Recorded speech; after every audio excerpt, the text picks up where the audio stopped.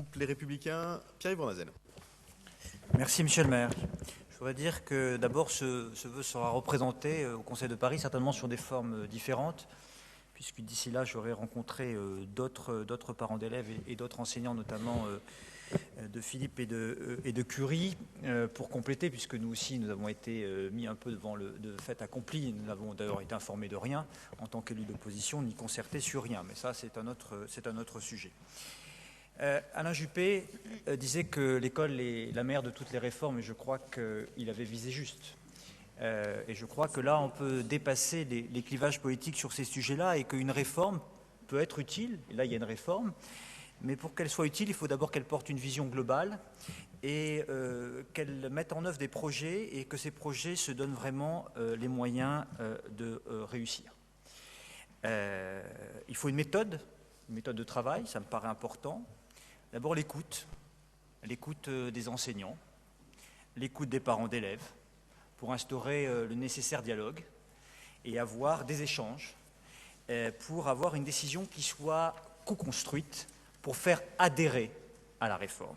Or, malheureusement, quand on écoute les enseignants ou les parents d'élèves, on voit bien que cette réforme n'a pas été co-construite et qu'elle n'a pas été suffisamment travaillée. C'est la raison pour laquelle la première partie de notre vœu demande qu'il y ait une nouvelle concertation en profondeur, dans le respect des positions des uns et des autres, et afin d'élaborer une réforme qui soit beaucoup plus pertinente. Sur le fond, c'est la mixité sociale. Bon, ça ne se décrète pas. Là aussi, ça se construit. Et pour construire cette mixité sociale, il y aurait beaucoup de choses à dire. D'abord, il y a ce qu'on peut faire à l'école et sur les secteurs, mais il y a ce qu'on doit faire normalement en amont. Cette mixité sociale, c'est d'abord l'équilibre des fonctions dans les quartiers et dans les nouveaux aménagements, entre ce qu'on destine à l'économie, à l'emploi, à la formation professionnelle dans nos quartiers, qu'il faut tirer vers le haut, et notamment dans les quartiers populaires, l'équilibre dans le logement social, c'est-à-dire l'équilibre social des attributions entre les plus défavorisés qu'il faut aider, c'est le devoir de solidarité de la République, ces classes moyennes qui ont des difficultés à vivre à Paris parce que c'est trop cher à l'achat ou à la location, et qu'il faut faire vivre dans ces quartiers et dans ces cages d'escalier, et ensuite leur permettre de pouvoir créer cette diversité sociale à l'école. Et puis en même temps, il y a des nouveaux projets pour attirer ces classes moyennes, c'est l'embellissement des quartiers, notamment des portes, et des portes de Paris, des portes du 18e, pour amener des nouveaux projets. Je ne rappellerai pas ici, mes propositions seraient très longues, sur la porte de Clignancourt, par exemple. Tout ça pour dire que pour faire une mixité sociale, il faut choisir d'abord le bon périmètre. Est-ce le bon périmètre qui a été choisi? La réponse est non. Parce que le périmètre n'apparaît pas assez large. Et je voudrais donner quelques exemples et des chiffres. À Berlioz, c'est la ségrégation sociale. C'est une évidence. Berlioz a besoin de moyens. Berlioz a besoin d'une réforme. Et puis à côté, il y a Cosvox, par exemple. Alors Cosvox est sur le papier plus favorisé que Berlioz. Mais est-ce que Cosvox est favorisé? La réponse est non. Je vais donner des chiffres qui sont issus de la Caisse des écoles. À Cosvox, 26% de familles sont des familles défavorisées, selon les tarifs de cantine. Les familles dites, entre guillemets, de classe moyenne sont 51% et 23% de familles favorisées. Toujours à Cosvox, les catégories défavorisées représentent 19%, alors que la moyenne académique est de 16%.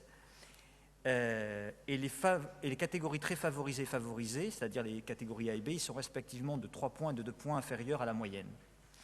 Sur le taux de réussite du brevet, à Cosvox, le taux de réussite se situe nettement en dessous de la moyenne académique, que ce soit l'année dernière ou les autres années. Donc on ne peut pas dire que le choix du périmètre est pertinent pour réaliser une véritable mixité sociale. Donc là, le vœu, la deuxième partie du vœu, explique qu'il faut revoir un périmètre. S'il faut faire de la mixité sociale, il faut avoir une approche globale, il faut avoir une vision, une méthode de travail, et les moyens engagés doivent être vraiment appropriés pour réussir. Donc moi je demande à ce stade, et avant le débat que nous aurons légitime au Conseil de Paris, et avec un certain nombre de nouvelles propositions que je ferai, je considère aujourd'hui qu'il faut surseoir et suspendre cette réforme. Il faut reprendre la concertation, reprendre le chemin du dialogue et de l'écoute de chacun des partenaires et trouver les bonnes décisions qui puissent convenir à chacun en se donnant les moyens de réussir une réforme qui cherche à faire la mixité sociale. Or aujourd'hui, sur les deux projets qui existent pour le 18e arrondissement, d'un côté Berlioz-Cosvox et de l'autre Curie-Philippe, eh bien incontestablement, nous ne sommes pas à la hauteur des attentes ni de la communauté éducative ni des parents d'élèves, et que l'intérêt de l'enfant qui doit être prioritaire doit être considéré, et qu'aujourd'hui, il y a un certain nombre de manquements importants pour ne pas voter cette réforme. Et si vous voulez que cette réforme soit co-construite et que cette réforme suscite de l'adhésion, il faut revoir la copie en gardant cet objectif de mixité sociale, car je considère que les parents qui sont de Berlioz et qui voient la ségrégation ont envie de cette mixité sociale, ils l'attendent, ils la désirent. Et ceux de Cosvox, la mixité sociale, ils l'ont.